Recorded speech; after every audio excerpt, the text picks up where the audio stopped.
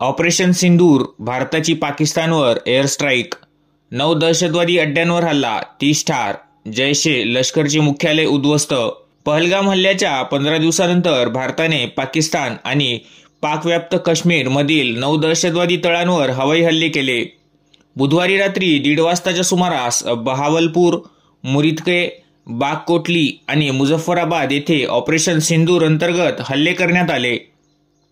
ही 30 ठिकाणे आहेत जिथून भारतावर दहशतवादी हल्ल्यांचे नियोजन आणि अंमलबजावणी केली जात होती.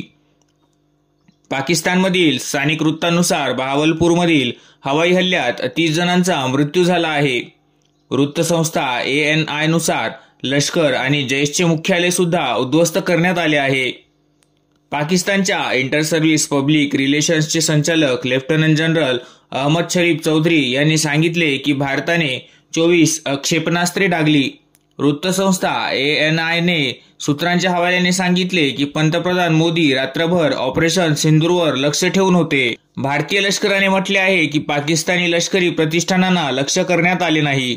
दहशतवाद्यांच्या अड्ड्याला लक्ष करण्यात आले आहे. दुसरीकडे सूत्रांनी सांगितले की ही एक संयुक्त लष्करी कारवाई होती ज्यामध्ये भारतीय लष्कर आणि हवाई दलाने एकत्रितपणे अचूक स्ट्राईक शस्त्रे वापरली.